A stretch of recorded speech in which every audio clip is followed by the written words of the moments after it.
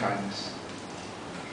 In life, we can get angry in a split second, and in a moment when we lose our control and consciousness, what is the best and fastest way to stop being angry when you just can't control? Okay, there's an old Zen story of a woman who asked a similar question of her favourite monk. She said, "I always get angry so quickly, can you please help me?" He said, "Yes, have you got a mirror?" "Yeah, of course I've got a mirror." "Great, carry it around with you wherever you go. But when you get angry, hold it up in front of your face and see what you look like." And she did that. She got angry, got the mirror out. She was so shocked to see what she looked like. She was a monster. So it doesn't matter how many beauty creams and treatments and money for your hair you spend, you get angry, you spoil all of it and get to be a monster. And according to the law of karma, if you get angry many, many times, your face gets stuck like that. That's why you become a monster in your next life. In a family feud, when one person tried all ways and means to get the father's wealth, how do you expect the other siblings to forgive and still treat this brother with kindness?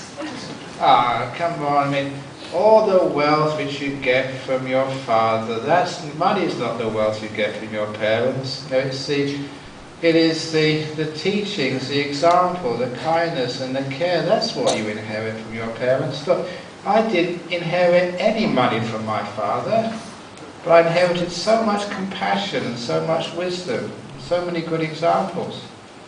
And if you give your children wisdom and kindness and good examples in life, that's something which everybody can share, the whole family and friends.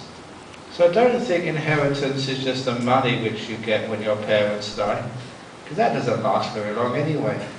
What really is important is the examples which your parents give. And the wisdom, I've already mentioned many things, but one of the things my father taught me, again I was only maybe about 12 or 13, and he came up to me one day and he said, "Son, look, please never steal anything. If you want something that badly, you're willing to go into a shop and steal it, just ask me first and I will buy it for you, no matter what it is." And he was really a poor man. When I heard that he would be willing, and I knew he was willing, to sacrifice anything, to borrow money, anything, to stop me stealing, there was no way could I steal. Because I realized from what he taught me how important it was to him that I wouldn't steal. He would sacrifice so much, anything, to stop me stealing. And I realized that. So I just couldn't steal. And that was the sort of inheritance I got from my father. And that's something which will never, ever run out. So, really, your children, forget about the money. That sometimes just separates your children. But give them the inheritance of Dhamma, of kindness, wisdom, truth. Examples like that. That's something which will never run out. Final two questions. I find it hard to have no anger, and sometimes the provocation can be very serious. How many saints do we have that if you slap on one face, you will give the other cheek? If you slap on one cheek, you give them another cheek. No, that's stupid. They slap you on one cheek, run like hell. Get out of there. Last question. From the fourth floor.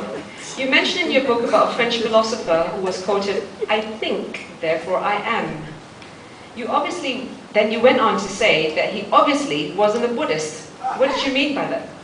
He thinks too much. A Buddhist is nice and peaceful and calm. So again, all the thinking, all the ideas we have, that's what we argue on, that's what makes us angry. Differences of opinion.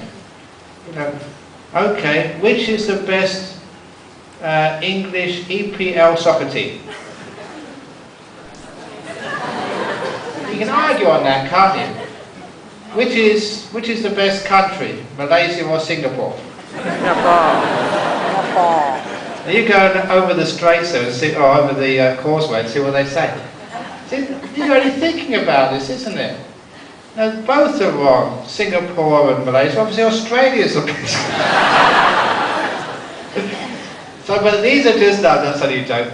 When we think, we come to a conclusion, we think that is absolute truth, that's where we have all the arguments from. Where we don't take thoughts as absolute truth, they're just tentative opinions, then there's no reason for us to argue. They're tentative opinions, they're not conclusions, so don't fight over these things. Again, chicken and a duck story. Just because something goes quack quack doesn't mean it's a chicken. It's true actually. It's true that somebody actually gave me this article. That's an old story, it's in the book. Just because it goes quack quack doesn't mean it's a duck, it could be a chicken. Because apparently there was a chicken who was actually brought up with ducks and it actually went quack quack. It was a real chicken which goes quack quack. So there you are, you think that all chickens have to go cock-a-doodle-doo, all ducks have to go quack quack. There's always these anomalies which are different. So all this thinking which you think you have to be right, Singapore's the best country, Malaysia's the best country, Australia's the best country, Buddhism is the best religion, blah blah blah. These are just thoughts. Don't think too much, feel.